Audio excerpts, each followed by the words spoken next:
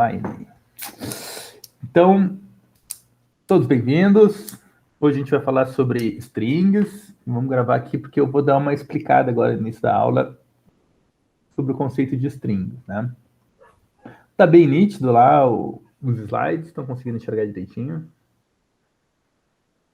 Esses slides aí eu já coloquei no Moodle lá. Né? Vocês podem baixar, tá? Como PDF lá. Então, antes de falar sobre strings, vocês podem responder hoje, está gravando, não precisa se constranger, tá? Então, antes de falar sobre string, a gente vai falar sobre o tipo char, né, que é um caractere. Dá para ler bem o texto, o tamanho que tá? Pode pôr no chat aí, se vocês se constrangerem de falar. Tá sim, possível. Beleza. Então, o char, na verdade, internamente, o computador, ele é uma variável. Tudo dentro do computador são variáveis binárias, né, numéricas. A gente pode pegar aquele número binário, interpretar ele como um inteiro, só positivo, como um inteiro que seja positivo ou negativo, como uma data, como um dado do tipo float, né, ponto flutuante. E a gente pode pegar aquele inteiro, aquele número binário, na verdade, e interpretar ele como um caractere, né? E o char nada mais é do que uma variável inteira, uma variável, não é inteira aqui, não, é uma variável binária, uma variável de 8 bits, que é interpretado como um caractere. Um caractere, né, é os símbolos que a gente usa para escrever, né? Pode ser uma letra maiúscula, uma letra minúscula, né, uma pontuação, vírgula, ponto de exclamação, ponto de interrogação, e comercial, sei lá, apóstrofe, aspas, tudo é caractere, né? Dígitos, 0, 1, 2, 3, tudo é caractere. Nota só que quando a gente escreve um caractere, mesmo que seja um dígito, o dígito 1, ele não é o número 1 lá dentro da memória. Ele tem um outro número, mas que se a gente quiser interpretar aquilo como um caractere, a gente interpreta o número 1. Então, por exemplo, eu declaro uma variável do tipo char desse jeito aqui, né? A gente diz char, e aí a gente coloca o caractere entre aspas simples, e aí o computador entende que aquilo é um caractere. E aí, se eu imprimo usando %C, ele vai dizer, ó, pega esse número que eu colocar aqui e interpreta ele como um caractere. E aí, a saída do programa é o caractere, né? Se eu colocar o mesmo caractere, né, eu poderia ter colocado um A aqui, entre aspas, simples aqui, e eu mando ele interpretar como um número, ele imprime o código que está lá na memória do número A. Então, o número A, na verdade, o caractere A, na verdade, ele é o código 65, é um inteiro que vale 65. Se eu tivesse colocado 65 aqui e mandado interpretar como um caractere, boto 65 aqui, ele imprime o A, né? Nada mais é do que um array, nada mais é do que um número na memória. O C aqui, ele usa uma tabela, então, para dizer, agora deve estar pequenininho para vocês, não devem estar conseguindo ler, mas se vocês botarem no Google a tabela ASCII, é a tabela que usa para converter números para caracteres, né? O A maiúsculo ele vai estar aqui, né? E vai ter aqui o número 65, né? Em decimal 65. Em hexa seria 0x41. E aí existe um número para cada um desses símbolos, né? Por exemplo, o caractere 1, como eu estava falando para vocês, ele tem um número em decimal 49. Então, se a gente escreve o número 49, o computador interpreta como caractere 1. Mais ou menos tranquilo até aí? Dúvidas? Ainda não, professor. Ainda não? Vamos continuar então. Agora a gente vai fazendo uns testezinhos, né, no CodeBlocks e a coisa vai ficar mais simples. Então, só para a gente lembrar, porque a gente vai falar sobre sequências, né, na aula, né, a gente viu na última aula, que uma sequência, né, a gente determina, né, dessa maneira, a gente cria uma sequência, né, nesse caso aqui é uma sequência que eu já estou inicializando ela, então eu coloco entre colchetes aqui, né, int r colchetes, quer dizer, o r vai ser uma sequência de inteiros que vai ter esses números aqui, né, e aí o 23 fica na primeira posição, que é a posição 0, aí na memória vai ficar um inteiro do lado do outro, né. Se a gente quiser imprimir R entre colchetes 2, ele vai pegar o terceiro elemento do array, que é o elemento na posição 2. Nesse caso aqui vai imprimir o valor 6, né? Então R colchetes, né, entre colchetes 2 aqui, quer dizer, ó, pega o elemento na posição 2. O 23 está na posição 0, o 4 está na posição 1, o 6 está na posição 2, ele imprime o 6. Lembram disso? Vou interpretar como sim. Uma string nada mais é do que uma sequência de caracteres, exatamente igual a uma sequência de inteiros, com uma diferença.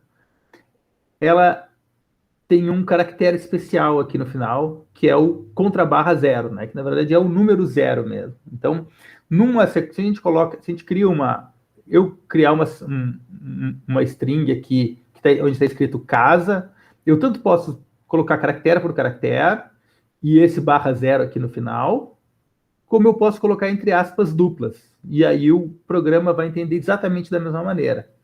A gente imprime com 1% %S, a gente usa %S para imprimir a string. Então, se eu imprimo o que tem na variável, tanto se eu criar ela desse jeito aqui, como se eu criar ela desse jeito aqui, o programa entende a mesma coisa. Ele vai imprimir caractere por caractere até achar o barra zero no final. Ele é justamente um caractere especial, o número zero, para o programa saber que ali terminou a nossa string. Eu posso criar uma string aqui com 1000 caracteres na memória, porque, por exemplo, eu posso ler do teclado e eu não sei quantos caracteres. Digite o seu nome, eu tenho que separar um espaço para a pessoa digitar o nome dela. Eu não sei se o nome dela tem 5 letras ou tem 15 letras, então eu guardo uma string maior e eu boto esse barra zero no final para o programa saber, né, que chegou no final da string.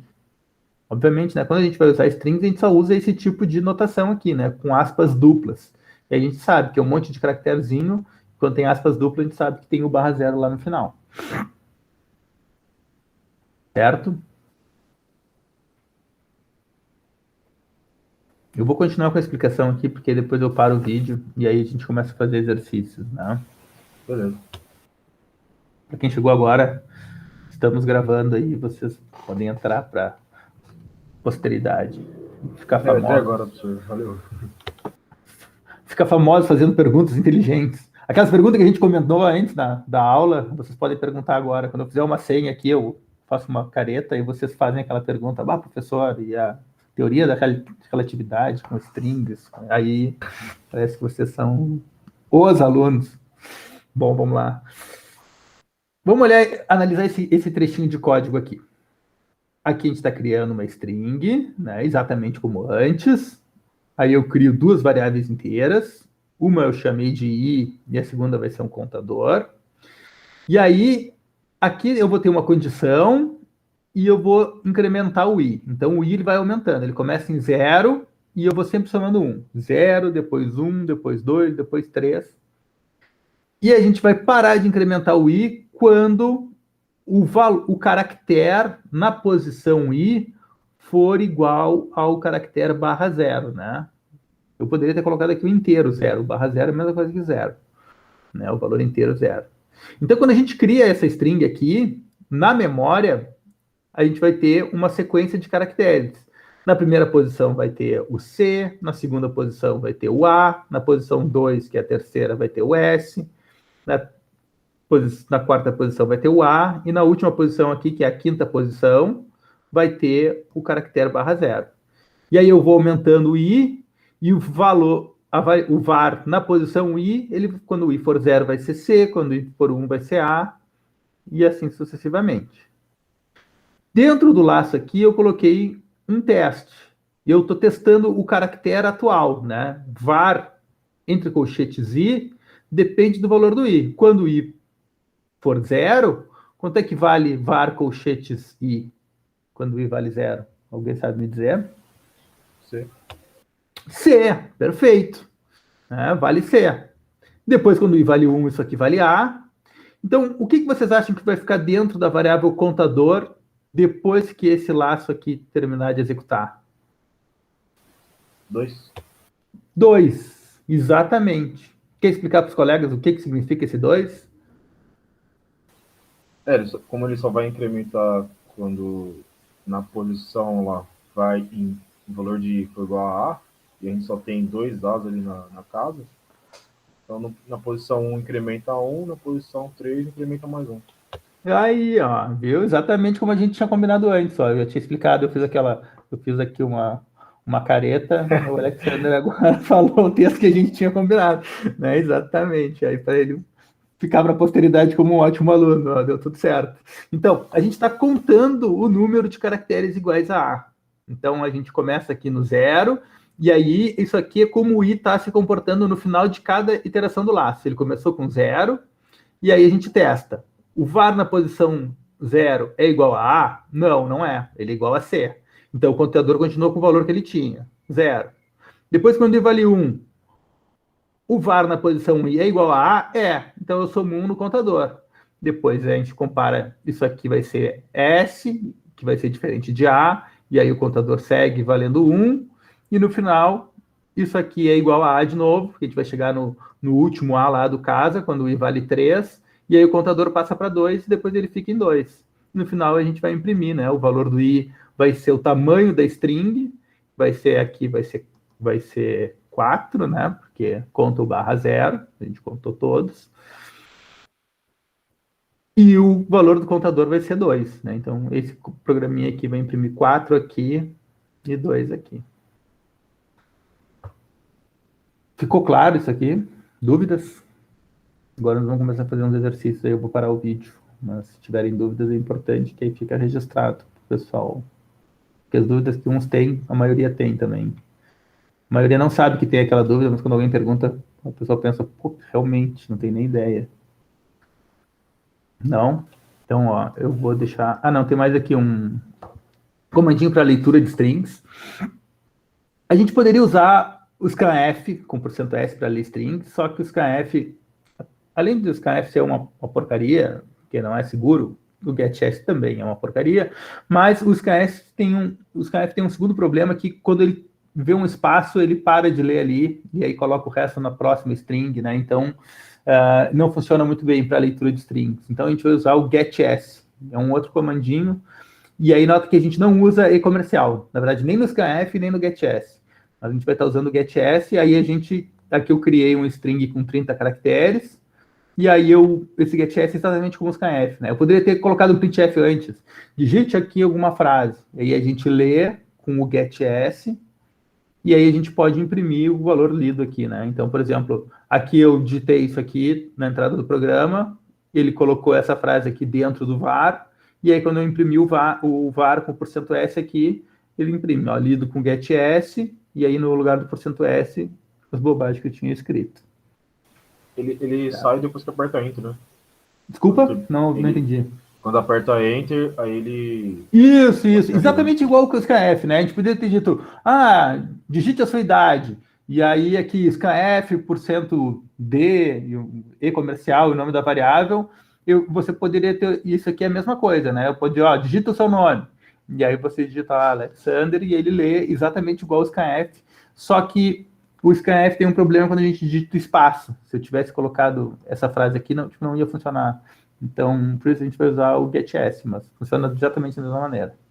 Eu poderia ter colocado um printf antes aqui, digite uma bobagem qualquer. Aí a pessoa digita uma bobagem qualquer, aí bota isso aqui dentro do var, e aí aparece lá, lido com getS, uma bobagem qualquer. E aqui é os exercícios que a gente vai fazer agora, né? Um programa que lê um string e conta quantos caracteres iguais a espaço, porque a maioria das pessoas não se dá conta, mas o espaço é um caractere como outro qualquer, existem na string. E aí, um segundo exercício que a gente vai ler uma string e substituir caractere. Onde tiver T, a gente vai colocar V, e onde tiver Z, a gente vai colocar J. Se ninguém tiver nenhuma pergunta, a gente para o vídeo aqui. Acho que pode isso. Então tá, vou parar aqui a gravação, que agora vai ficar parado horas aí, interrompendo. Fui.